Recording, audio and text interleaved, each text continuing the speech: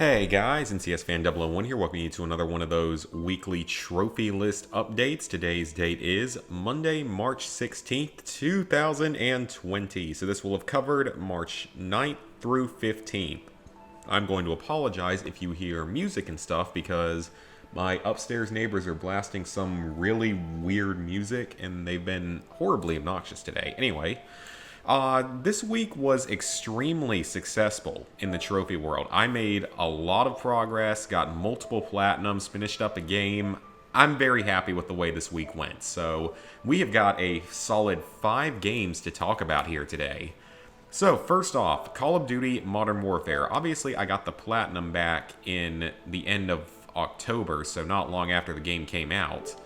But I finished up the Spec Ops DLC, and I'm going to go ahead and say my thoughts on this DLC. It's really not that hard. Like, it's not as difficult as I was kind of expecting it to be. And I was expecting it to be just quite a bit more challenging, but it's really not. It's really more just frustrating than it is difficult just because it's so badly designed. You only have to complete the original 4 Spec Ops missions, which are Headhunter, Paladin, Kuvalda, and Crosswind. Those are the only 4 you actually have to beat. And I would say Crosswind is pretty easy, Kuvalda is also pretty easy, Paladin and Headhunter are a lot harder, but thankfully at least Headhunter at the very least has a good hiding spot that you can just have someone wait on that starting rooftop and just sit up there for the whole battle, or even go on top of the stadium and wait there. So it's not like the hardest DLC in the world, but it is a little bit frustrating, and I did do all 4 with randoms, and only once did they ever have mics. So it's not really that unreasonable, and it's not even really necessary to have a mic. So that was quite surprising to me, but hey, I mean, I got through it with randoms. Now, the only one where people were using a lot of like pre-purchased kill streaks, like when you can purchase the Juggernaut suit and stuff, the only one where people were doing that and using those items a lot was Paladin. The other 3, it wasn't really all that necessary because, I mean, Kuvalda is just not really all that hard overall. Crosswind, it would help to have them during that second defensive portion, like the second thing that you have to defend in Crosswind, but that's about it. And then Headhunter, of course, you can just have someone waiting far away from the battle. And in fact, Kuvalda, you can also have someone waiting like up in one of the towers far away from battle. So it's really mostly Paladin where you would need some of those extra streaks, like the turrets and the Juggernaut suits and stuff, make things a lot easier. Having a lot of medics on the team is definitely helpful because they can fully heal, or they can revive everyone that's downed at any given time if they have their ability recharged. So that's not a bad idea either. So yeah, overall, not too difficult of a DLC. It'll probably take around 4 to 5 hours depending on your skill as well as luck with getting a good group. I mean, if you're communicating with other people, you can definitely get it done in like 3 to 4 hours knowing what you need to do. I'd put it at around a 4 out of 10 in difficulty. Like I said, it's more frustrating than it is truly difficult, so it's not too bad. And hopefully we will not be getting any more trophies for this game ever. And given that we didn't get any for Warzone that came out last week, my assumption is that we probably never will get any trophies. I would assume we won't. So that's actually really, really nice to know that hopefully that game is done forever and I never have to touch any of the other bad aspects of it. Unless they want to add in some campaign DLC. I would not be opposed to some campaign DLC with how good the original campaign was. So I would not be opposed to that at all, but trophies for other game modes, definitely not. Then I earned a platinum trophy. My first platinum trophy I earned this week was the Perplexing Orb. This is a game where you roll an orb around to clear various tracks, pretty much. It's, I guess you could kind of call it a puzzle-type platforming game. It's more platforming with a rolling ball. This is a pretty easy platinum trophy. It takes about an hour to do as long as you know sort of what you're doing. So to get the platinum, clear the first stage and then clear all of the stages in Worlds 1 through 7. World 7 is only a single level, so just clear all the levels in the game. There's maybe around 40 or so levels in the game, so it's not too many. Then you have to complete the 4 challenge levels. Now, these can be just a little bit tricky, especially this last one. But aside from that, you do need to collect 400 of the artifacts, or it's either 300 or 400. I can't specifically remember. It's either 300 or 400 artifacts need to be collected throughout the levels in order to unlock all of these, so do keep that in mind. Knock down a finish post, that's unmissable. I think that getting one treasure chest is pretty tough to miss, but there are 4 in the game and they unlock the bonus levels. There is the rocket power-up, that's unmissable. Same with collecting an artifact, that's unmissable. The heart is technically missable because you might not find one through normal movement, but they're on a number of levels, so you shouldn't have too much of an issue with it. Fall off any stage, that's unmissable. Knock off the can in this specific stage. You might want to look at a guide for a few of the specific trophies like this one and finding the 4 shortcuts, because the shortcuts are a little bit particular with what you have to do for them. The bonus levels are all very easy. There's 3 of them, and they're all very easy. The first bonus level, I believe it's the one on top, is actually very good for grinding artifacts for that other trophy, for unlocking all the challenge levels. Then there are a few particular levels here, 1-8, 2-1, 3-5, and 6-3, where you have to find all of the artifacts within the level and complete it. But that's not too difficult, as long as you know that the trophy's there. Now, do keep in mind this game doesn't have any real form of chapter select. If you miss something in a specific level, such as a shortcut or one of these artifact trophies, you can still go back and do it, but you'll have to replay the entire world that it was in. So it's best to just make sure you get everything done your first time through, so that you can save your time. Now, the game also does have a life system. You have 5 lives, but if you run out of lives, it's really not punishing because it just resets you at the start of the level that you're currently on, so it really doesn't even make a difference. So overall, not too difficult of a platinum trophy, not really a guide needed outside of a few of the miscellaneous trophies it might be helpful to have. But overall, definitely not too difficult of a platinum. Like, it's, you know, around a 2 out of 10 in difficulty. I mean, the controls are a little janky in some levels, but it's not too bad. I mean, you can do it in an hour. I got through it, so it's all good. Then, and actually, before we talk about Path of Sin Greed, I want to go back down to Red Dead Redemption. I kind of forgot that I need to talk about this. I still obviously haven't done Poker Race. It's the only trophy I'm missing in DLC 3. But for Outlaws to the End, I don't actually know now when I'm going to be able to get this done because my boosting partner's over in Europe, and with the whole coronavirus thing, they've had stuff come up over there, so I'm not going to go into many details on it, but he's probably not going to be able to be online with this particular game for a little while, so we will see what happens about that. I will get it done eventually, hopefully, but it's just not going to be any time for probably the next few weeks at least. So I don't know exactly when I'm going to get Red Dead 1, but hopefully in the future. Hopefully, you know, by the end of summer, which is when I want to get all these old PS3 games done by. Then we have Path of Sin Greed. This is an Artifex Mundi game. So, like most Artifex Mundi games, it is a quick and easy platinum trophy. So, for this one, let's see, where was my first trophy? Around 7:10 p.m. That was probably the first trophy I got. Let's see. No, 7 p.m. So, first trophy at 7, last trophy at 10:30, but I wasn't playing the whole time. This is not a particularly hard platinum trophy, as to be expected. I want to say these first 3 trophies are all story-related and unmissable. At least, I hope they are. Then you have the start to the missable trophies. There are 2 visions that you have to complete. As long as you're looking at a guide, you should be able to do them pretty easily. But 40 seconds isn't a whole lot of time, so you do have to be really quick about them.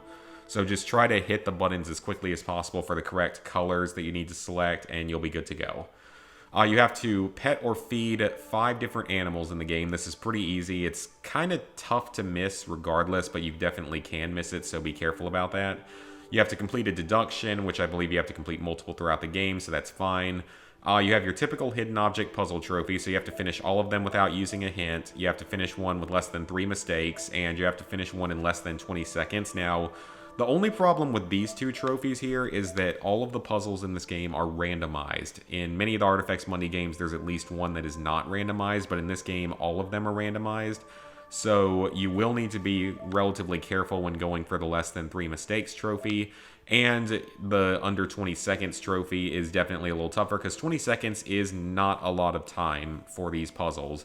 Now, there is one positive to this that I will get to in a moment.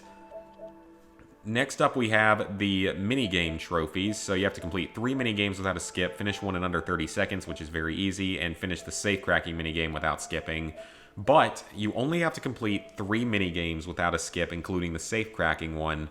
you actually can skip all the other mini games after that point, which is awesome. It really speeds up the game and allows you to skip some more annoying puzzles in it. So, I mean, that's kind of awesome. You can actually skip most of the puzzles in the game. Then you have your collectibles. There's 28 of them. They're these creepy puppet doll things that pop up in a few areas. So there's 28 of them. Nothing difficult there if you're following a guide. It's typical for Artifacts Monday, a few collectible trophies. So back to the hidden object puzzles. You may have noticed that there were no difficulty trophies in this game, and that would be correct. You don't even have to beat this game on Expert. You can actually beat it on Casual, which is really weird. I don't know if this was the first Artifacts Monday game to do that, or if it's the only one. I'm not entirely sure because I haven't kept up with them as well recently, but thankfully you do not have to play on Expert. You can play on Casual, which means you can spam click all over the screen for this particular trophy. So that is a great time saver that you don't have to play through the game on Expert. It just makes everything so much easier. And you also will have noticed that there is not a trophy for finishing the bonus adventure because you also don't have to do the bonus adventure, which is really crazy. So this is definitely one of the simpler Artifacts Monday lists, even though it does have a couple of slightly more difficult miscellaneous trophies. This 40-second one and the 20-second one are slightly more difficult, but I would say they are balanced out by the fact that you can play on Casual and don't even have to do the bonus chapter and don't even have to play all the mini games. So yeah, not much more to say about this. Pretty much just normal Artifacts Monday, lots of gold and silver trophies, and an easy platinum that doesn't take too long. I'm kind of surprised that some of these games are that rare, 28.4%, so that means only a quarter of people have the platinum, and I feel like most people that are buying these games are buying them for the trophies. Next up, we have Fallout 76. You will see that I have finally, at long last, earned this Platinum Trophy. So since we earned the Platinum Trophy, and it's been a long time since I've talked about the game, we're going to go back through the whole list here because it has been a very long time since I've given an update on the game. But we finally got that Platinum Trophy on Friday the 13th. It was not so unlucky for me, which I'm definitely happy about. So you'll get these few trophies here, everything through One of Us, Officer on Deck. Everything through Officer on Deck is a story-related trophy, I believe. Or is that... No, you get...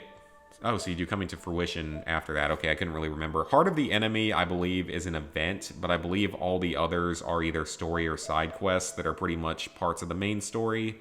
I don't know, it's been a very long time since I've played any sort of the story in this game. I mean, I played the story once and never touched it again. I'm not going to make a whole new character just to go re-experience this game, because that would be stupid.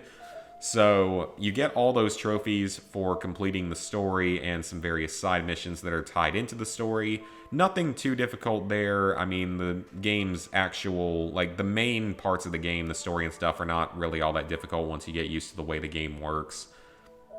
You have to build a camp and build 100 total items. These trophies are all basically unmissable. I'd be very surprised if you're going to miss any of these unless you just really don't care at all about your camp and hardly build anything there, because I've got a pretty good camp up near... I'm pretty much permanently siting it up near Silo Bravo, and it's got a couple water purifiers, big ones. It's got all the workbenches available and the brewing stations. It's got a nice set of crops. It's got a couple decorative items and beds and a power armor station. So it's meant to be up there for anyone that's headed off to Silo Bravo for launching a nuke. They have a nice place to heal up and rest before going to the final battle. So then we have a couple of trophies here. Like these next 4 trophies, or actually really all of these trophies, are either side quests or events. And none of them are particularly difficult, with the exception of Scorched Earth, but we're going to come back to that later. Breach and Clear. I'm still surprised that Breach and Clear is so rare. Same with Monster Mash, because those are both really easy and pop up pretty commonly if you go to the locations for them. Then you have your first multiplayer trophy. You have to join 20 teams. This can't be done in a single lobby, but it can be done with the same player 20 times. So if you're playing in co-op through a lot of your experience, you'll probably get it naturally. If not, then you can always... Really, if you just want to boost it quickly and you don't want to deal with another normal boosting partner, you can just jump into a lobby, invite every single person in the lobby to your team, and then once they join, leave. I know it's kind of a dickish move to do, but it will work. That's how I got most of mine done. You have to craft weapons and armor, nothing difficult there. Reaching level 100, this I got back earlier in 2020 over a double XP weekend, but it's not hard. It's really not hard. It just takes absolutely forever. Because level 100, it's just such a massive grind, even if you're playing on double XP weekends and stuff, because there's no really easy way to get a lot of XP quickly in this game compared to some of the other Fallout games or just other games where you have to grind stuff in general. So it's a very time-consuming process. You probably, with the exception of the Scorched Beast Queen, you'll probably have every other trophy in the game done by like level 50. So that's just to tell you how long it's going to take. Read 20 magazines, nothing difficult here. There are easy ways to farm that. Ground zero of a nuclear blast, you have to be right in the center of where a nuke hits, so you just have to wait until a nuke is going to hit, which if you just server hop, you'll eventually find it, and just stand there and get hit by it. Fully rank up one perk is very easy, pretty much unmissable. Pick locks, hack terminals, mod weapons, nothing difficult about any of those. Take a little bit of time, not too difficult. Complete 20 challenges, nothing difficult there. The daily challenges are counted in that, but I'm pretty sure this is probably going to be unmissable if you're playing through the whole story. Do 20 revives. This one is probably not going to come naturally unless you're doing all of your gaming with another player or a team, but it can easily be boosted with just one other player at any time, so nothing to worry about there. Possess 10,000 caps. This one is a bit of a grind in this game because caps are a little harder to come by, but you don't have to have 10,000 all at once, which is nice. Play a holotape game. That's easy. Just find a holotape and play the game on it. Giant creatures is pretty much unmissable when you're doing everything else. The 100 locations, same thing, pretty much unmissable when you're doing everything else. You have your 3 kill-related trophies, kill a total of 20 other players, including a wanted player. All of these can be boosted with just one other player. I would highly recommend doing it that way, though you might be able to get these two through natural progression, but most people don't really fight each other because the combat system's so just not good. And because, I mean, a newer player is going to be screwed if they try to go up against just about anyone because they're not going to have any of the good equipment. Kill 300 creatures, that's very easy. Gather junk is extremely easy. Take photos, you can take the same photo 20 times. Collect 10 total bobbleheads, that one's easy to grind. There are places to farm it out. Leveling up trophies, we already talked about leveling up. And this is the final story mission for launching a nuke somewhere. So, yeah, that's your trophy list. Now we're going to go back and talk about the infamous Scorched Beast trophy, Scorched Earth event. This event, the thing that makes it difficult is not necessarily the boss herself, the Scorched Beast Queen. It's leading up to it to even trigger the event, because that requires you to actually go through a silo and launch a nuke, which can be a very time-consuming and resource-consuming process. Then, once you do that, you have to launch the nuke at a specific site called Fissure Prime down in the southeastern corridor of the map. And once it hits there, you go there, the Scorched Beast Queen will spawn, and you have to kill her in the Scorched Earth event. Now, just killing her isn't the worst thing in the world. It can take an extremely long time because of her ridiculous amount of health, being a level 95 3-star legendary Scorched Beast. The difficulty comes from your time limit. You only get half an hour to do it. Now, there are people out there that can kill the thing in like 10 seconds using, you know, super powerful, ridiculous weapons, I guess, from the earlier days of the game or something when they were easier to get or more powerful or broken. But I actually did this with randoms. I started server hopping and got very lucky because after just a few servers, I managed to find one right as someone was launching a nuke. So I went to the nuke zone. I'm pretty sure I died in the process, but that's fine. And they were actually able to lure the queen out of the nuke zone, which made it a lot easier to fight. And then it's just a matter of doing enough damage, and I was kind of surprised we got it because we ended up getting it with like 20 seconds left on the clock, 20 or 30 seconds left. So we were in that last minute, and I just didn't think we were quite going to get it done, but we did get it done. So I am exceptionally happy about that. Finally got this trophy done, finally got this game done. So I don't know if we're going to get DLC trophies for this game. I think I'd be both surprised and not surprised about it. I mean, I'd be surprised because the other DLCs and stuff that have released with the game, the events and stuff, never had trophies, whether that be the timed events. Naturally, those aren't going to have trophies, but the actual, like, full-scale, slightly larger DLCs, like the Brewing update and the Sheep Squatch update, none of those had trophies. But I suppose it's possible that Wastelanders could have trophies just because it is a massive expansion and it's sort of meant to be the attempted rebirth of the game and the attempted righting of the remaining wrongs with the game, I suppose. So it wouldn't be the most surprising thing in the world, but I really, really hope we don't get DLC trophies for this, because I do not ever want to have to pick this game up again. I just want to be done with it, just forget that it ever existed, and, you know, be done with it. That's what I'd rather see. But you never know with Bethesda. I'm sure that Todd Howard would love to punish the people who played this game by making them go back and get more trophies for it. The overall difficulty for this game is about a 4 out of 10, purely because of the level 100 and the Scorched Beast Queen trophies. Everything else is like a 3 out of 10, but those two trophies make it about a 4 out of 10, and the Platinum Trophy is going to take over 100 hours unless you can find some kind of exploit in the modern day for skipping a bunch of levels and getting to level 100 quickly. So that game is done, and finally I have earned some trophies in Resident Evil 6. So obviously the DLCs have been done for a while now. As for the trophies I earned, I finished Ada's campaign, so I did all of Ada's campaign. It's 5 chapters. It's probably a little bit better than Chris and Jake's campaign, but still not great. But it's not, I mean, it's not too difficult, at least on normal. So I finished that and finished the whole campaign on normal. So I got a whole bunch of trophies through there. Those 6 trophies all earned this past week, including a silver there. Still got to complete the game on professional, though, which I'm currently working on. I have finished Leon's campaign, so I still have all of Chris, Jake, and Ada's campaign left. It's not the worst thing in the world to beat this game on professional. The good skill set to have, from what I've been told and even through from what I've been playing, is infinite shotgun ammo, which you'll get after beating the game, firearm level 3, because it makes your weapons 50% more powerful, all of your firearm attacks 50% more powerful, and defense level 3, because it makes you take 50% less damage. I do not actually have that yet. I'm only at level 2. I'm about halfway to level 4, or level 3, I mean. So once I get that, it should make the game a little bit easier, because you don't need it as much in Leon's campaign, because very few of the enemies actually like shoot at you and stuff, so you can mostly just not have to worry as much about it.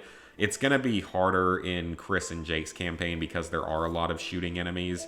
So we'll see how all that goes. If I end up having to grind some skill points first, just like grind out enough skill points to get that first, I might do that. It wouldn't take too long, because there is a good way to grind skill points, which is for this trophy right here, Mad Skills. That trophy is a very time-consuming one. The best thing to do, from what I've read so far, is to play Chris Chapter 5 and play through the first, like, 10 minutes of it. There's a big room with a bunch of crystallid BOWs. And if you get it, and if you get in there, you can spawn them in, and they'll all give you a bunch of skill points. They'll give you, like, 20,000 skill points once you quit the level right after that. So possibly the fastest way to do it. I don't know. We're going to see how much I still need after completing the rest of the campaigns. You need something like 950,000 total skill points to do it, and also I had to spend, 80,000 on the shotgun one, as well as a few on the item drop increase, so it's probably over 1 million for me. So it's just a grind, unfortunately, and that's annoying. Let's see, what else have I got in? This one I'm making good progress on. I'm getting pretty close to being done with it. I think there's only about 6 or 7 weapons left I have to do it with, unless, I don't know if the RPG counts, and I don't know if the flash grenades count. This one, I think yeah, that would have been the previous week, I believe, but you can do that at the in one of Chris's chapters, at the very beginning of one of his chapters. I don't remember which one, but it's not difficult. I want to say it's his first chapter. Then we have... Alright, yeah, I had already done that one, done those. This one, I think, is pretty much unmissable once you have completed the game your second full time, as well as grinded out for the skill points. I'm pretty sure it's unmissable by that time. This is another one that I got, Pilot the VTOL without getting a scratch on it. That one is a little tricky just because I think it's a little bit buggy, because I'm pretty sure I did it correctly the first time, but it didn't unlock the trophy, so I did it a second time and unlocked it that time with no problem. It's best to get this one while playing as Chris, because he actually controls the VTOL, but you can get it as Piers. It is possible, so do keep that in mind. It's just harder. And then I also got this miscellaneous trophy for sneaking through the aircraft carrier's bridge without being noticed as Ada. You are allowed to reset checkpoint in this in case you do get detected. It happened to me at least once. It's not too terribly difficult, but it's not like the easiest trophy in the world. And then finally, get all the serpent emblems. There's 80 of them total, 20 in each campaign, 4 in each level. Nothing too difficult there if you follow a guide. So let's go ahead and sync up our trophies. With that, level 72, 46%, 17,996 total trophies, 426 platinums, 2,419 golds, 4,730 silvers, 10,421 bronzes. So, plans for the upcoming week. Currently, the only game I'm heavily going to be focusing on is probably going to be Resident Evil 6, and if I get anything from Gamefly, I don't know what. So definitely Resident Evil 6 will be a total focus, and I don't know what else I'm going to play yet this week, because like I said, Red Dead's probably getting thrown back a little bit. I think I'm probably going to go ahead and start looking for groups for either Battlefield 3, Black Ops 2, and Call of Duty Ghosts, and maybe try to get started on working on those and just start going ahead and making some progress since Red Dead's getting a little bit pushed back. But again, I mean, the hope is to get all these PS3 games done by the end of the summer, so I'll be in good shape. Although I suppose that if the virus does delay the release of the PS5 and the Xbox Series X, then that probably will delay some of the server closures, because companies might keep stuff online, because I think that a lot of the server closures are going to start happening once those new consoles come out. So we will have to see about that. And then otherwise, I hopefully will get another easy platinum this week, and I'm positive I will hit 18,000 trophies regardless of what I have to do to get out of the way for it. I'm sure I could do that with no problem with some easy game somewhere. Also, Borderlands 3's second DLC got announced. I don't know when it's going to release, probably sometime in April, but the second DLC did get announced. I don't know what its trophies are going to look like, but I guess we'll see. So, with that, hope you guys enjoyed this video. Did manage to get it over like 25 minutes, and I will see you guys... Oh, actually, I always do this. I always forget to mention something right at the end of the video. Probably will not be streaming this coming weekend. My family is coming to visit because we were going to be going on a cruise at the end of this week, like Sunday through Thursday of not today's Sunday, but next Sunday through the Thursday after that. We were going to be going on a cruise, and naturally that's not going to happen anymore. So my family is just going to come visit down here with the dogs, which means I get good food for sure and get to have my dogs around and stuff like that, but it also means there probably won't be any streams those days, so there will probably be a typical either Wednesday or Thursday stream, but that's about it. So now I can say, hope you guys enjoyed the video, and see you throughout the week for more videos.